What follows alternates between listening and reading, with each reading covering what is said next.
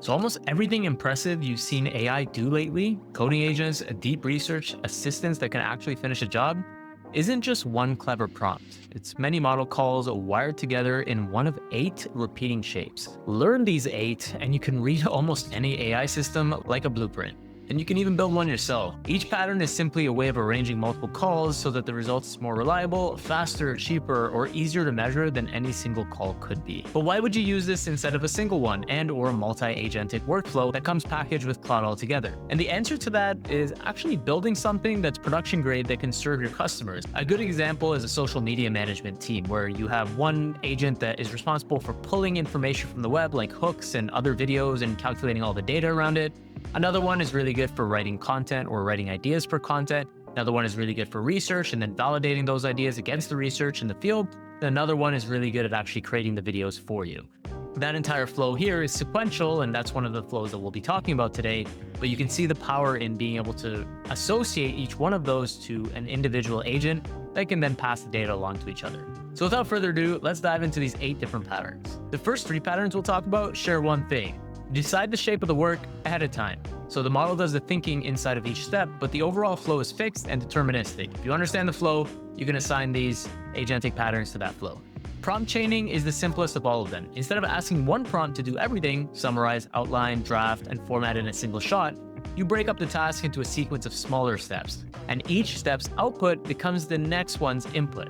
Part of the benefit here is accuracy, because every call now has one clear job instead of 5. The other part is control. Between any 2 steps, you can add a small check that catches a problem early while it's still cheap to fix. So chaining fits when the steps are the same every time and you know them in advance. Second one is routing, and that keeps the fixed structure but adds a decision at the front. It's a small, inexpensive model that reads each incoming request and chooses which path it should take, whether it's a simple question to a smaller model or a hard one to your most capable model.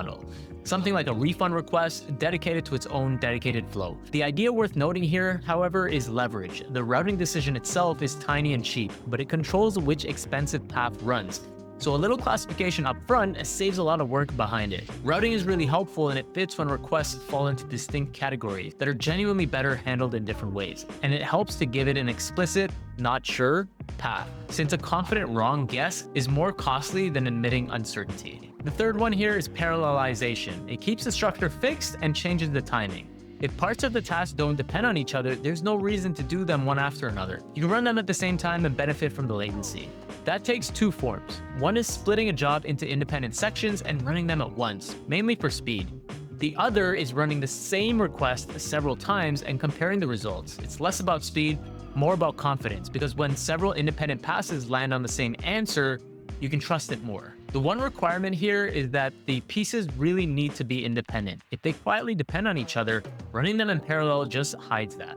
So here's a thread through the first 3. Chaining puts steps in order, routing chooses between paths, and parallelization runs things side by side. But in every one of them, the structure is something you decide before anything actually ran. The next step is the conceptual turn of the whole video.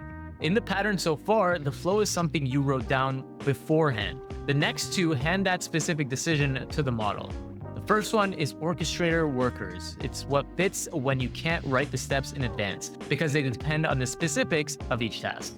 Instead of a fixed chain, one model, which is the orchestrator, looks at the task, decides how to break it up, delegates the pieces to worker models, and then combines what they return.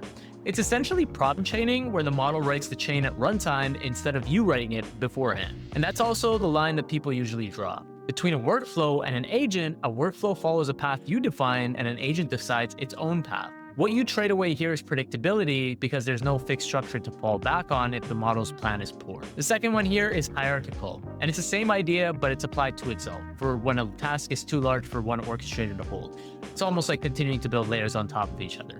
Rather than a single model trying to manage 20 workers and losing the thread, you add layers. A lead delegates to a few sub-orchestrators, and each of those runs their own small team. The principle keeping it stable is the one that keeps human organizations workable too. No single coordinator is directly responsible for more than a handful of things. The cost is that each layer adds some delay, and the original goal can blur a little as it passes down. Okay, and finally, we get into the last 3 patterns, which are a different kind of thing from the first 5 altogether. None of them produce work, they just all evaluate it. And they form their own small progression around a single question. How well can a model judge an output? The first one is reflection, and it's the simplest. Have the model look back at what it produced, note what's weak, and then revise from those notes. It tends to help because reviewing and producing lean on the model a little differently here, so a second pass often catches what the first one missed. It fits when quality matters more than the cost of an extra call, and it's not worth it for quick disposable work. Second one is Evaluator Optimizer. This addresses reflection's main limitation. A model checking its own work has a blind spot because it's close to what it just made. So you separate the roles. One model generates, a different model evaluates it against an explicit standard. It sends back a score and specific feedback, and the two loop generate, evaluate, revise until the work clears a certain bar. The separation is the whole point here, however. An independent reviewer is harder to fool than self-review, which is where reflection falls short. It only works, though, if the standard is concrete. Without a clear definition of good, the loop has nothing to converge towards. And then finally, LLM as a judge. This takes that same evaluator and turns it into a measurement tool. It's the identical move, which is a model applying a rubric to an output, but now used not to fix one piece of work, but to score many of them so that you can compare. That's what lets you run an A/B test on a prompt change or grade 100 outputs and get a number rather than an impression. And like the evaluator it grows out of, it's only as trustworthy as its rubric. So each score is worth defining carefully and checking against human judgment. So notice how those three build on one another. Reflection is a model judging itself. The evaluator makes the judge independent and puts it in a loop, and then the judge formalizes the evaluation into something you can measure with.